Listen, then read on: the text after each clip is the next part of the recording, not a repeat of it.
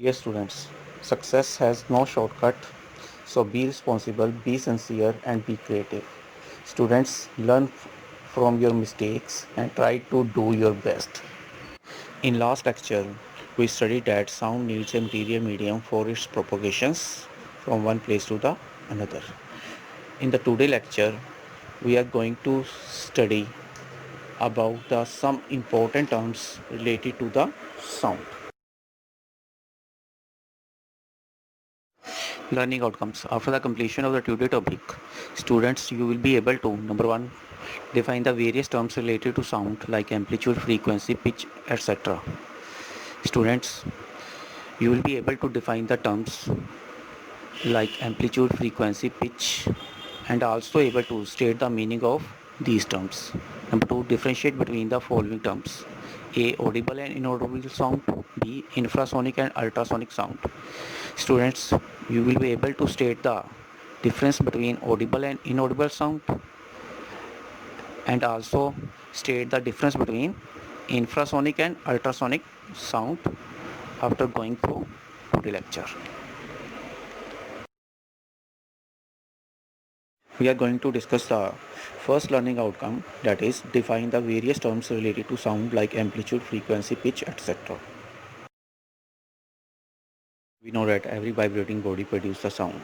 If we carefully observe the vibrating body, we see that it moves to and fro about some central position in a regular periodic manner. This type of vibration is most easily observed by looking at the swinging bob of the simple pendulum.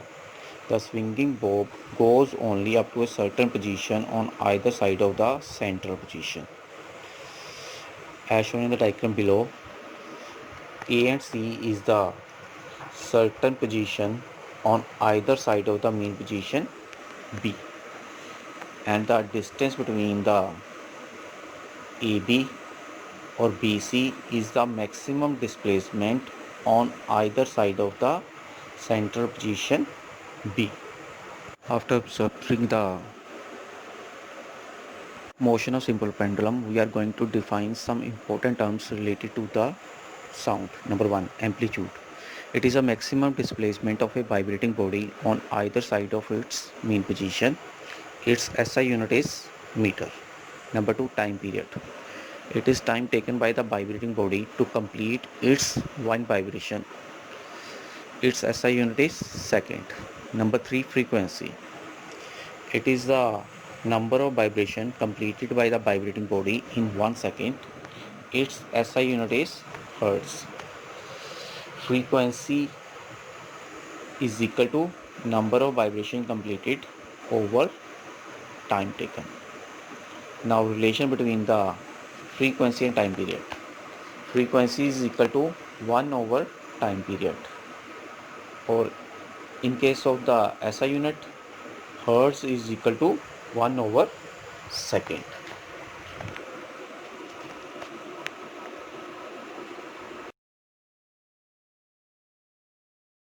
To clarify the formula of frequency, we discuss a numerical. Question is, a honeybee completes 6000 oscillations of wings in 2 minutes. Find its frequency. Answer, number of oscillations completed is equal to 6000. Time taken is 2 minutes. 2 minutes is equal to 120 seconds. Therefore, frequency is equal to number of oscillations over time taken. Number of oscillation is 6000 divided by 120 seconds. So after cutting, result come is 50 hertz. It means number of oscillations of wings 50 times in 1 second. To clarify the formula of time period and frequency, we discuss another numerical. Question is, a simple pendulum makes 20 oscillations in 40 seconds. What is the time period and frequency of its oscillation? Answer, number of oscillation is 20, time taken is 40 seconds. Frequency is equal to number of oscillation over time taken. Number of oscillation is 20 divided by time taken is 40 seconds. After calculations, frequency is comes 0.5 hertz. Now time period. Time period is equal to time taken over number of oscillations. This is equal to 1 over frequency is equal to 40 divided by 20. After cutting, result is 2 seconds. It means bow of the simple pendulum takes 2 seconds to complete its one oscillation.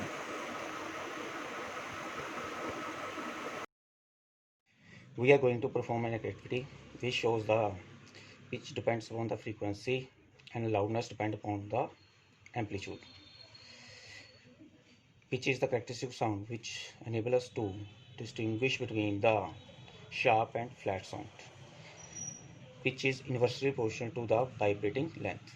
For this activity, we take a metal scale and place on the table like this way.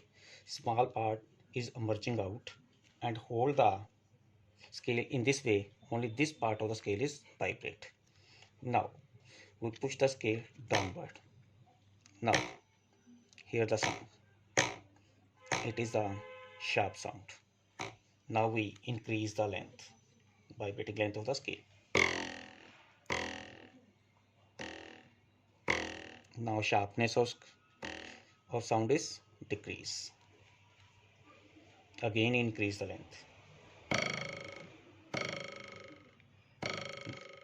Again sharpness of the sound is decrease, so it becomes flat.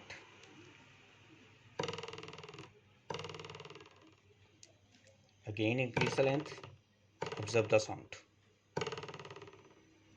So sharpness of sound is decrease. Now observe the loudness. Now same length of the scale is taken.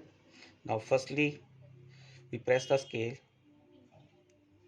softly. Hear the sound. Now we press the scale harder. Now sound is louder. When we press the scale harder, amplitude of the scale is increased, so it produces a loud sound. Now length is same in both cases, it produces the same frequency and same pitch sound. But when we press harder, frequency and pitch is same, but loudness is increased when we press the scale harder. Now we discuss the characteristic of sound, that is loudness and pitch of sound. Loudness of sound is a measure of the impact of the different sounds on the drum of the human ear.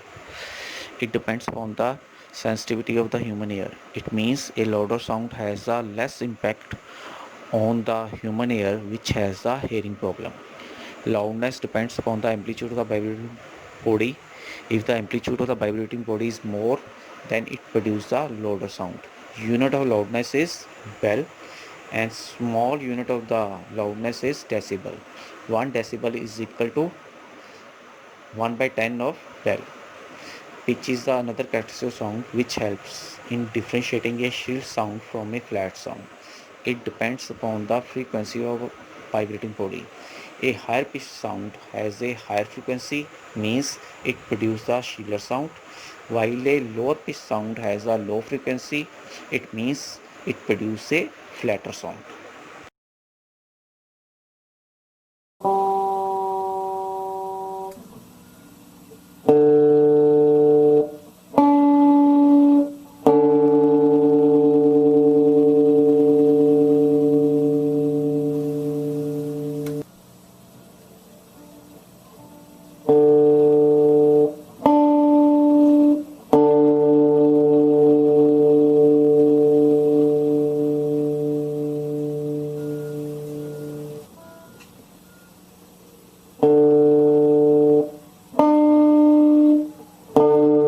In the process of tuning a graph, we make different wires of the guitar tight and loose to change its frequency and pitch.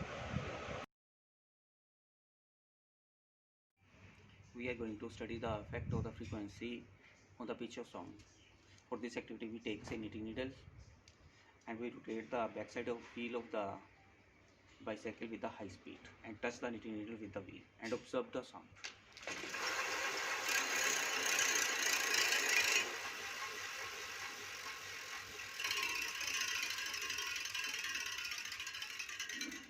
We observe that When the wheel is rotating fast, then when we touch the knitting needles, it produces a high frequency and a high pitch sound. When the speed of the wheel is less, then the frequency of sound produces less, so it produces a low pitch sound. We discuss an activity which demonstrates the effect of the frequency on the pitch of sound. Take a cycle and stand it on its spot. Rotate its back wheel very slowly. Now let a knitting needle touch the spokes of this rotating wheel.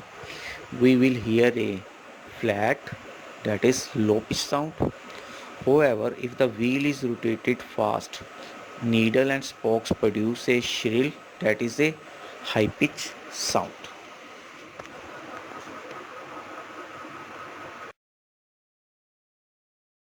Now students are able to define the terms like amplitude, frequency, loudness and pitch. So our first learning outcome has been achieved. Now we are going to discuss the second learning outcomes, that is differentiate between the following terms: A. Audible and inaudible sound, B. Infrasonic and ultrasonic sound. We know that every vibration produces sound, but every sound is not heard by the human being. This type of sound is called inaudible sound.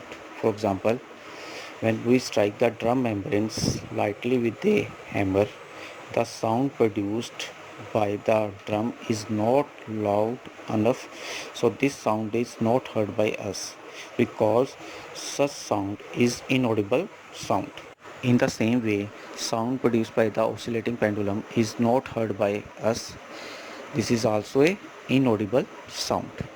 Now we are going to discuss the differences between audible and inaudible sound. These differences clarify the concept of audible and inaudible sound. Now, first point of the audible, we can hear this sound clearly. First point of the inaudible, we cannot hear this sound. Number 2 of audible, its frequency is from 20 Hz to 20,000 Hz. Second point of the inaudible, its frequency is less than 20 Hz or more than 20,000 Hz. Third point of the audible, for example, beating a drum and ringing a bell. Third example of inaudible, sound produced by the bats and sound produced by the oscillating simple pendulum is inaudible sound. Sound produced by the oscillating simple pendulum has a frequency less than the 20 Hz, so it is a inaudible sound. And sound produced by the bat is more than the 20,000 Hz, that is also a inaudible to the human ear.